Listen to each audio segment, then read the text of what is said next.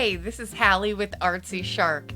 Today we're diving into something every artist and art lover has probably encountered, Artspeak, or as some like to call it, the language of art.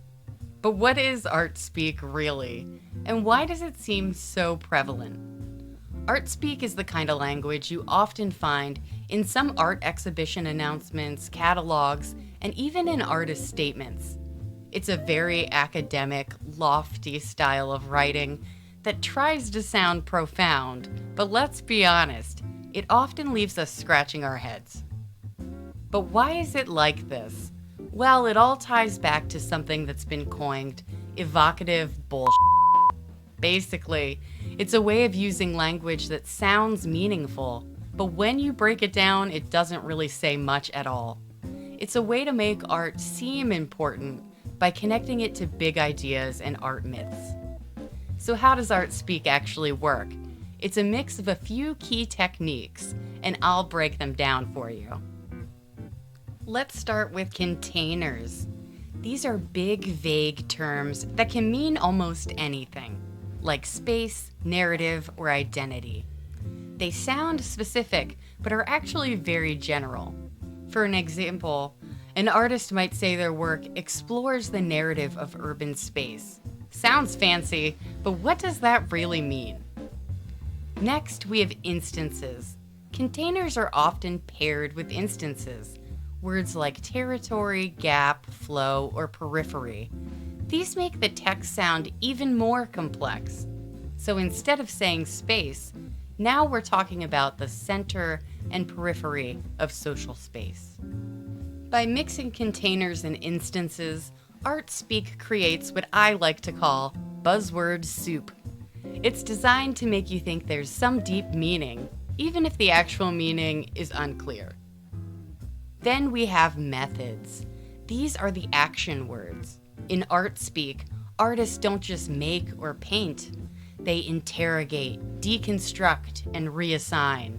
It's all about making the process seem like an investigative mission.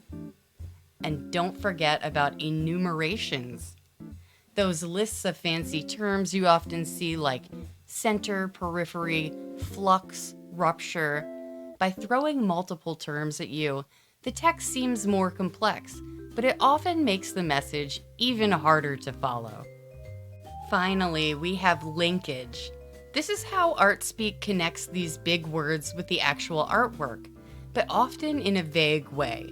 For example, an artist might say, "My practice involves investigating the spatial dynamics of power." That sentence sounds like it's getting to a point, but is it really? The lack of clear prepositions makes it hard to agree or disagree with Artspeak because it avoids making direct claims. It's almost like saying something without really saying anything at all. Now you might be wondering, if so many galleries and curators use Artspeak, why does Artsy Shark advise against it in writing about your artwork? Well, let's break it down by 3 key reasons: clarity, brevity, and focus. When you're writing about your art, the goal is to be clear and direct. You want to communicate the essence of your work without hiding behind confusing jargon. Sure, there's always more you can say about your art. After all, you know every detail of it. But saying too much can actually cloud your message. The best approach is to get to the point and be thorough, but not exhaustive.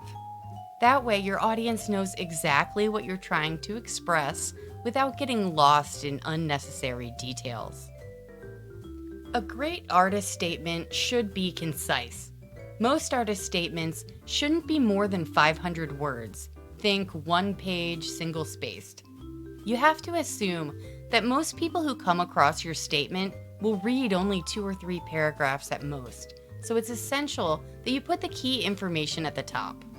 Remember, an artist statement isn't a scholarly paper or a deep dive into every facet of your work. It's a form of publicity designed to get people interested.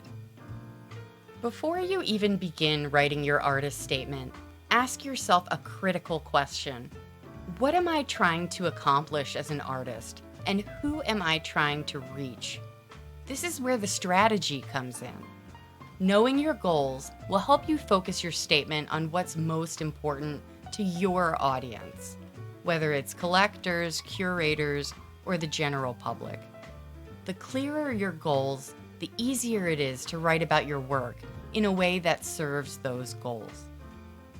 So when you're tempted to use Artspeak, remember, clarity, brevity, focus. These 3 principles will help you write about your art in a way that's not only more engaging, but also more effective at reaching your audience. Leave the Artspeak behind and let your art and your words speak clearly for themselves. Communicating about your art clearly and connecting with potential collectors is also the key to writing social posts. Next, you'll want to check out our popular video with 31 fresh ideas to create social posts that get results and take your art viral.